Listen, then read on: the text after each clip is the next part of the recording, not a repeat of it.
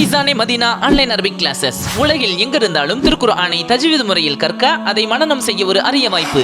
அத்தோடு அரபி மொழி பேச எழுத விரும்புவோருக்கு தனி வகுப்பு, பெண்களுக்கான ஆலிமா வகுப்பு என இவை அனைத்தும் தமிழ், இங்கிலீஷ், ஹிந்தி, உருது ஆகிய மொழிகளில் வயது வரம்பின்றி வார நாட்கள், வார இறுதி நாட்கள் என நடத்தப்பட்டு சான்றிதழ் வழங்கப்படுகின்றது.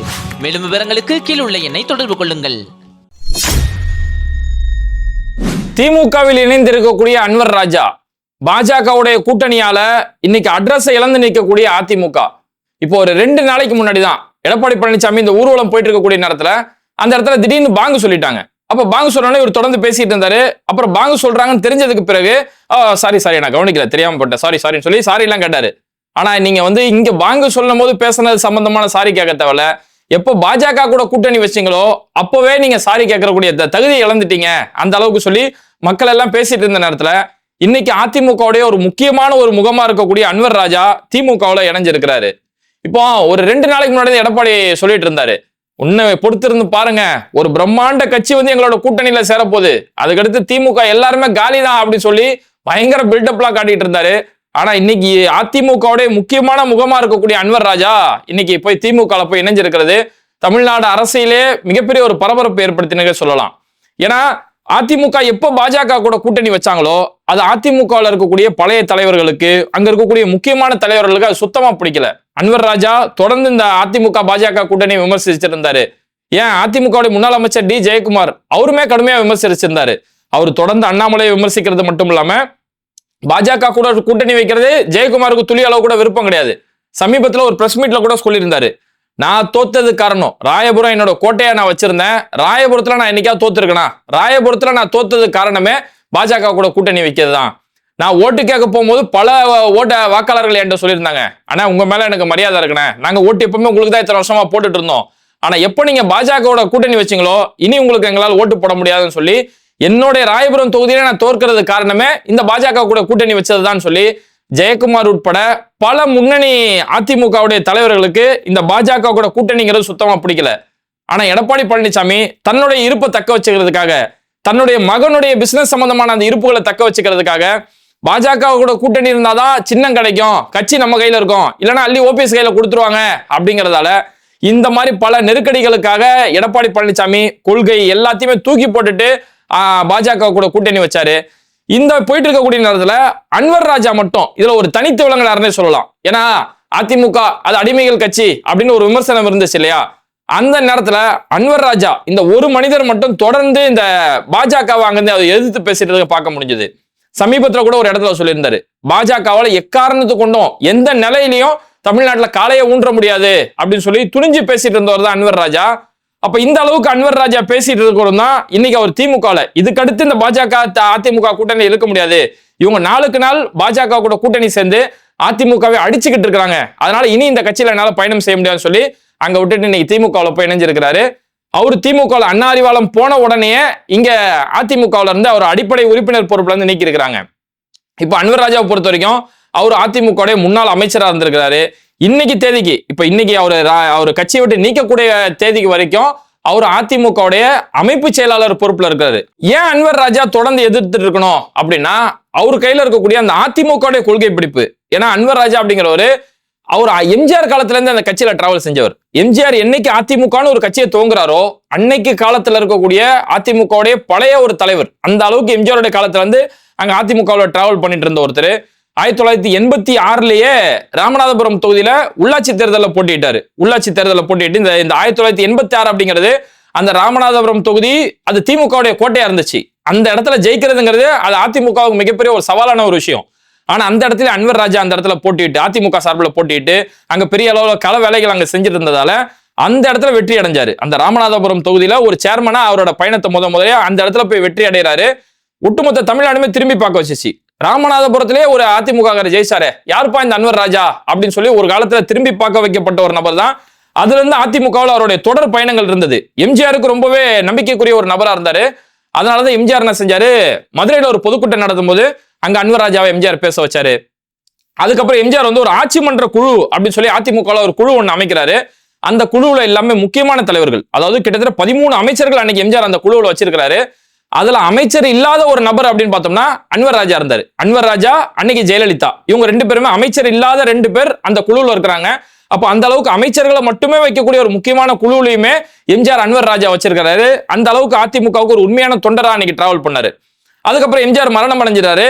எம்ஜிஆருடைய மரணத்திற்கு பிறகு அப்போ அதிமுக 2ஆ பிரியுது இல்லையா? ஜெயலலிதா ஒரு பக்கம், எம்ஜிஆரோட மனைவி ஜானகி அவங்க ஒரு பக்கம். இப்படி பிரியும் போது அன்னைக்கு இருந்த முன்னணி தலைவர்கள் எல்லாருமே ஜானகி அவங்களுடைய பக்கம் தானே இருந்தாங்க. அந்த மாதிரி அன்வர் ராஜாவுமே ஜானகியின் பக்கம் போனாரு. அப்ப அன்னைக்கு ஒரு தேர்தல் நடக்குது. 1989 ஒரு தேர்தல் நடக்குது. அதுல அன்வர் ராஜா போட்டியிடும் போது அன்னைக்கு தேர்தலில் தோல்வி அடைஞ்சிடறாரு. அதுக்கு பிறகு எல்லாருமே ஜெயலலிதா கூட வந்து சேர்றாங்க இல்லையா? ஜெயலலிதா தான் அதிமுக அப்படின்னு ஒரு கட்டம் வரும்போது அன்னைக்கு ஜெயலலிதா கூட வந்து அன்வர் ராஜா ஜாயின் பண்றாரு. அன்னையில இருந்து இன்னைக்கு தேதி வரைக்கும் அதிமுகவுக்காக பெரிய அளவுல உழைப்பு செஞ்சிருக்கிறாரு. ஜெயலலிதாவுக்கு ஒரு நம்பிக்கைக்குரிய ஒரு நபர். அதாவது ஜெயலலிதா வந்து சில நபர்களை தேர்ந்தெடுத்து வச்சிருப்பாங்க. அவங்க ஒரு குட் புக் லிஸ்ட் போட்டு வச்சிருப்பாங்க. அப்படி லிஸ்ட் போடப்பட்ட ஒரு நபர்ல தான் அன்வர் ராஜாவுமே ஒருத்தர். அதனாலதான் 2001 தேர்தலில் ஜெயலலிதா அன்வர் ராஜாவை ராமநாதபுரம் தொகுதியை எம்எல்ஏவை போட்டியிட வாய்ப்பு கொடுக்குறாங்க. அந்த தேர்தலை வெற்றி அடைகிறாரு. அந்த ராமநாதபுரமே அதிமுகவுடைய ஒரு கோட்டையா மாறுறதுக்கு ஒரு காரணமா இருந்தாரு. அதனாலதான் 2001 ஒரு வெற்றி அடைஞ்சது பிறகு அதிமுகவுடைய தொழிலாளர் நலத்துறை அமைச்சரா ஜெயலலிதா இவரை நியமிக்கிறாங்க. 2001 இருந்து 2006 வரைக்கும் அதிமுகவுடைய அமைச்சரா இருக்கிறாரு. அதுக்கப்புறமா 2014 தேர்தல் வருது. இந்த 2014 தேர்தலில் அதிமுகவுடைய நாடாளுமன்ற உறுப்பினரா அன்னைக்கு போட்டிடுறாரு. இந்த 2014 அப்படிங்கிறது ஜெயலலிதா சொன்னாங்க இல்லையா, இந்த லேடியா அந்த மோடியா பாத்துறான்னு சவால் விட்டாங்கல்ல, அந்த ஒரு தேர்தல். அந்த தேர்தலில் அதிமுக சார்பில் ராமநாதபுரம் தொகுதியில போட்டியிட்டு அன்னைக்குமே அன்வர் ராஜா வெற்றி அடைகிறாரு. 2014 டு 2019 வரைக்கும் நாடாளுமன்ற உறுப்பினரா ஒரு எம்பியா இருந்துட்டு இருந்தாரு. அதுக்கு பிறகு எடப்பாடி பழனிசாமி அதிமுக கூட இந்த கூட்டணி வச்சதுக்கு பிறகு அன்னையில இருந்தே தன்னோட எதிர்ப்புகளை தொடர்ந்து பதிவு செஞ்சுட்டு வந்துட்டு இருந்தாரு. இந்த கூட்டணியோட நம்ம சேரக்கூடாது, இந்த கூட்டணியோட பாஜக கூட நம்ம கூட்டணி வச்சோம்னா கண்டிப்பா சிறுபான்மை மக்களுடைய ஓட்டுகளை நம்ம இழந்துருவோம். பாஜக ஒரு மதவெறி கோட்பாடுல அவங்க பயணிக்கக்கூடியவங்க, மதவெறி சித்தாந்தத்தின் அடிப்படையில் டிராவல் செய்யக்கூடியவங்க. இந்த கூட்டணிக்கும் இந்த பாஜகவுக்கும் அதிமுகவுடைய கொள்கைக்கும் ஒருபோதும் ஒட்டு வராது. இவங்க கூட நம்ம சேர்ந்தோம்னா அது அதிமுகவை அடிக்கிறதுக்கு சமம்னு சொல்லி தொடர்ந்து அவர் பேசிக்கிட்டே தான் இருந்தாரு. அதிமுகவோட இந்த கூட்டணியில இருக்கும்போது, பாஜகவோட கூட்டணியில் இருக்கும்போது முத்தலாக் சட்டம் கொண்டு வராங்க. அந்த முத்தலாக் சட்டம் வரக்கூடிய நேரத்தில் இவர் அங்க எம்பியா இருக்கிறாரு, லோக்சபால எம்பியா இருக்கிறாரு. அங்க லோக்சபாவிலே அதை எதிர்த்து பேசுறாரு. பாஜகவுடைய நிகழ்ச்சி நிரல், அவங்களுடைய மதவெறி கோட்பாடு கொண்ட அந்த நிகழ்ச்சி நிரல் இருக்கு இல்லையா, அந்த அடிப்படையில தான் அந்த முத்தலாக் சட்டத்தை கொண்டு வராங்க. இந்த முத்தலாக் சட்டத்துல யாராவது முத்தலாக் கொடுத்துறாங்கன்னா 3 வருஷம் சிறை தண்டனை. ஒரு சிவில் கேஸை கிரிமினல் கேஸா இங்க மாத்துறாங்களே, இது மிகப்பெரிய உங்களுடைய மதவெறி கோட்பாடோட திட்டம் தான். இதெல்லாம் கடுமையா எதிர்க்கப்பட வேண்டிய விஷயம்னு சொல்லி அன்னைக்குமே வெளிநடப்பு செஞ்சிருந்தாரு. அதே மாதிரி பாஜக சிஏஏ சட்டம் கொண்டு வரும்போது அன்னைக்குமே அதிமுக இருக்கும்போது சொல்றாரு, இந்த சிஏஏ சட்டத்தையுமே அன்வர் ராஜா எதிர்த்தாரு. இப்ப முகமது ஜான் மாதிரியான நபர்கள் அதை ஆதரிச்சு ஓட்டு போட்டாலும் அன்வர் ராஜா அந்த இடத்துல எதிர்க்க செஞ்சாரு. இது ஒரு மோசமான சட்டம் சொல்லி அது வாயை திறந்தாச்சே பேசின ஒரு அதிமுக நபர் அன்வர் ராஜான்னு சொல்லலாம். அதுக்கு பிறகு உள்ளாட்சி தேர்தல் நடந்தது. இந்த உள்ளாட்சி தேர்தல் அதிமுக ஒரு படுதோல்வி அடைஞ்சிருது. அதுக்கப்புறமா அன்வர் ராஜா சொல்றாரு, சிஏஏ சட்டத்தை அதிமுக ஆதரிச்சாங்க இல்லையா, பாஜக கூட கூட்டணின்ற பேர்ல அந்த சிஏஏ சட்டத்தை ஆதரிச்சாங்க பாருங்க, அந்த ஆதரவுக்கு மக்கள் கொடுத்த தண்டனை தான் இது. நீங்க எப்ப சிஏஏ சட்டத்தை ஆதரிச்சீங்களோ அதுக்கு மக்கள் கொடுத்த தண்டனை. இந்த தண்டனையால என்னுடைய மகள் 2 பேருமே இந்த உள்ளாட்சி தேர்தலில் போட்டிட்டு 2 பேருமே தோல்வி அடைஞ்சாங்க. அந்த சிஏஏ நீங்க ஆதரிச்சதுக்கு இது மக்கள் கொடுத்த தண்டனைன்னு சொல்லி தொடர்ந்து பாஜக விஷயங்களை, பாஜக இந்த கூட்டணி சேரக்கூடாது அப்படின்ற விஷயத்துல அன்வர் ராஜா ரொம்பவே ஸ்ட்ராங்கா இருந்தாரு. அப்போ இதனாலதான் இந்த அளவுக்கு, ஏன்னா அவர் அந்த காலத்துல எம்ஜிஆரோட கொள்கையில இருந்து ஜெயலலிதாவுக்கு ரொம்ப நம்பிக்கைக்குரிய ஒரு நபரா டிராவல் பண்ணதால அவருக்கு இந்த பாஜக கூட கூட்டணின்றது கொஞ்சம் கூட ஏத்துக்க முடியாத ஒரு விஷயமா இருந்தது. இவ்வளவு ஏன், இப்போ கடந்த 6ஆம் தேதி, போன 6ஆம் தேதி கூட ஒரு விஷயத்த சொன்னாரு, பாஜகவால எக்காரணத்துக்கு கூட இந்த தமிழ்நாட்டுல காலை ஊன்ற முடியாது. இது வந்து இப்ப பாஜக அதிமுக கூட்டணி உருவானதுக்கு பிறகு இப்ப பாஜக சில தலைவர்கள்லாம் சொல்ல ஆரம்பிச்சாங்க இல்லையா, ஆட்சியில பங்கு வந்துரும், எங்க கூட்டணி அமைச்சு இதுல ஆட்சியிலுமே பங்கு வந்துரும் அப்படின்னு பேசுற நேரத்துல அப்ப அன்வர் ராஜா சொன்னாரு, இவங்களால எக்காரணத்துக்கு கூட இந்த தமிழ்நாட்டுல காலை உண்டவே முடியாது அப்படின்னு சொல்லி அன்னையில இருந்தே கடுமையா கட்சிக்கே அழுத்தம் கொடுத்துருந்து இந்த கூட்டணியை கடுமையா எதிர்த்துட்டு இருந்தாரு. ஒரு கட்டத்துல எடப்பாடி இந்த பேச்சை கேட்கல, இவர் கேட்க மாட்டாரு அப்படின்னு தெரிஞ்சதுக்கு பிறகு இன்னைக்கு அந்த கட்சி இத்தனை வருஷமா டிராவல் செஞ்ச கட்சி, அந்த கட்சிக்காக பெரிய உழைப்பு செஞ்சிருக்கிறாரு. எல்லாத்தையுமே தூக்கி போட்டுட்டு இன்னைக்கு திமுகவில் சேரக்கூடிய ஒரு சரியான முடிவு, ஒரு தரமான முடிவு எடுத்திருக்கிறாரு. இப்போ அன்வர் ராஜா இப்பேற்பட்ட ஒரு முடிவு எடுத்ததால இனி அதிமுகவுக்கு தென்மண்டலத்தில் இருக்கக்கூடிய ஒட்டுமொத்த ஓட்டுமே காலின்னு சொல்லலாம். ஏன்னா இப்ப தென்மண்டலத்துல முக்கியமான ஓட்டு அப்படின்னு பார்த்தோம்னா முக்குளத்தூருடைய ஓட்டு, தேவர் சமூகம் முக்குளத்தூருடைய இந்த ஓட்டு இருக்குது. அதுக்கப்புறம் பார்த்தோம்னா இஸ்லாமியர்களோட ஓட்டு கணிசமான ஓட்டு. அப்ப இந்த 2 ஓட்டுமே இன்னைக்கு அதிமுகவுக்கு காலி. ஏன்னா முக்குளத்தூர் ஓட்டு already TTV Dinakaran, OPS, Sasikala இவங்களுக்குள்ள இருக்கக்கூடிய இந்த கருத்து வேறுபாடால முக்குளத்தூர் சமூகம் எடப்பாடி பழனிசாமி மேல மிகப்பெரிய ஒரு அதிருப்தியில இருக்கிறாங்க. அதனாலதான் கடந்த நாடாளுமன்ற தேர்தலில் கூட அந்த அந்த தென்மண்டலத்துல இருந்து அதிமுக படுதோல்வியை சந்திச்சாங்க. இப்ப இஸ்லாமியர்களுடைய ஓட்டு, ஏன்னா அதிமுக சார்பில் அன்வர் ராஜாவுக்கு ராமநாதபுரத்துல அவருக்கு ஒரு ஓட் பேங்க் இருக்குது. அப்ப அந்த ஓட்டுமே நீங்க பாஜக கூட கூட்டணி வச்சீங்கன்னா நாங்க ஓட்டு போட மாட்டேன்றாங்க. இன்னைக்கு அன்வர் ராஜாவும் அங்கிருந்து வெளியில வந்துட்டதால அதிமுகவுக்கு துளி அளவு ஓட்டு இனிமே கிடைக்காது. குறிப்பா தென்மண்டலங்கள்ல அதிமுக இனிமே ஓட்டே கிடையாதுன்னு சொல்லக்கூடிய அளவுக்கு அதிமுகவே இன்னைக்கு எடப்பாடி அழிக்கக்கூடிய ஒரு கட்டத்துக்கு தான் கொண்டு வந்திருக்காரு. தன்னுடைய சுயலாபம், தன்னோட மகனுடைய சுயலாபத்துக்காக அதிமுகவை அழிச்சு அட்ரஸ் இல்லாம ஆக்கக்கூடிய ஒரு நிலைமைக்கு தான் இன்னைக்கு எடப்பாடி பழனிசாமி கொண்டு வந்திருக்கிறாரு. இதனால இன்னைக்கு திமுக அண்ணா அறிவாலயத்துக்கு போயிட்டு வெளியில வந்துட்டு அன்வர் ராஜா பேசும்போது சொல்றாரு, நான் அண்ணாவுடைய கருத்தியல்ல இருந்து வளர்ந்த ஒருத்தன், அதனால இப்பேற்பட்ட கருத்தியல்ல வளர்ந்த ஒருத்தனால இந்த மாதிரியான பாஜக மதவெறி கொண்ட பாஜகவோட கூட்டணியில என்னால டிராவலே செய்ய முடியாது அப்படின்ற ஒரு விஷயத்தை பதிவு செஞ்சுட்டு அடுத்து சொல்றாரு, பாஜக கையில இந்த அதிமுக சிக்கி இருக்கிறது அப்படிங்கிறது இந்த பாஜக அதிமுகவை அழித்து விடும் அப்படின்ற ஒரு வார்த்தையை பயன்படுத்துறாரு. உண்மையில 100% உண்மையான வார்த்தை. ஏன் அப்படின்னா இப்படிதானே அவங்க பல கட்சிகளை, பல மாநிலங்கள் இப்படிதானே பல கட்சிகளை அழிச்சிருக்காங்க. இப்ப நம்ம மகாராஷ்டிரா நம்ம எடுத்துக்கிட்டோம்னா கூட மகாராஷ்டிராவில் அங்க எதிர்கட்சிகளா இருந்து யாரெல்லாம் வலுவா இருந்தாங்களோ, சிவசேனா, என்சிபி யாரெல்லாம் இருந்தாங்களோ அவங்களுக்குள்ளே ரெண்டு கூறா பிரிச்சு, அவங்க மேல இடி ரைடு காட்டி, இடி பயத்தை காட்டி அவங்கள 2 கூறா பிரிச்சு யார் இவங்க பக்கம் வராங்களோ அவங்களுக்கு அந்த கட்சியோட சின்னத்தையுமே கொடுத்தாங்க. அந்த மாதிரி ஏக்நாத் ஷிண்டே இவங்களுடைய கூட்டணியில வர வச்சு, வா எங்க கூட கூட்டணிக்கு வந்துரு, நீயே முதலமைச்சர் எடுத்துக்கோ, நான் துணை முதலமைச்சர் எனக்கு நீ கொடுத்தா போதும் அப்படின்னு அந்த பதவி ஆசை, ஒரு பக்கம் ரைடு பயம் இதெல்லாம் காட்டி அவருக்கு முதலமைச்சர், பாஜகவுக்கு துணை முதலமைச்சர் கொடுத்தாங்க. அதுக்கப்புறம் மறுதேர்தல் வருது. அந்த மறுதேர்தலில் பாஜக அந்த கட்சி ஒட்டுமொத்தமா காலி பண்ணிட்டு இப்ப பாஜக தான் முதலமைச்சர், எங்களுக்கு தான் ஆச்சு, வேணும்னா துணை முதலமைச்சரா இருந்துக்கோ இல்லைன்னா கிளம்பிப்போ அப்படின்ட்டாங்க. இன்னும் அடுத்த தேர்தல் நம்ம பார்த்தோம்னா அப்படி ஒரு நபரே கிட்ட சேர்த்துக்க மாட்டாங்க. இப்படி பல மாநிலங்கள்ல இருக்கக்கூடிய கட்சிகள் அடிச்சாங்கல்ல, அதே ஃபார்முலாவை தான் இன்னைக்கு தமிழ்நாட்டிலுமே இம்ப்ளிமெண்ட் பண்ண ஆரம்பிச்சிருக்காங்க.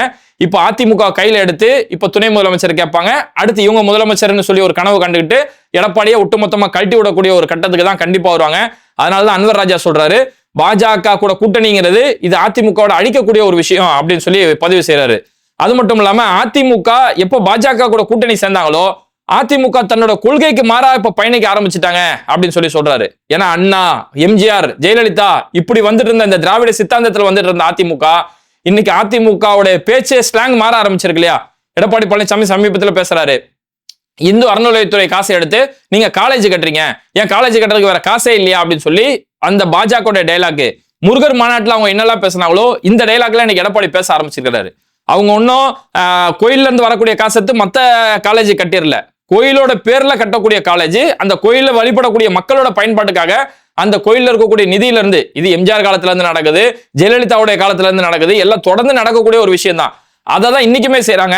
ஆனா இதை என்னைக்கு சங்கிகள் இந்த டைலாக் எழுதி கொடுத்தாங்களோ அதுல நல்லது கெட்டது எதையுமே பார்க்காம அப்படியே ஒப்பிக்கக்கூடிய ஒரு இடத்துக்கு எடப்பாடியார் போனதால அப்போ இந்த பாஜகவோட கூட்டணியால இவங்க கொள்கைக்கு மாறா இன்னைக்கு எடப்பாடி செயல்பட ஆரம்பிச்சிட்டாரு அப்படின்ற ஒரு குற்றச்சாட்டை சொல்லிட்டு தான் ஒட்டுமொத்தமா அதிமுக இருந்து விலகி இன்னைக்கு திமுக சேர்ந்திருக்கிறாரு.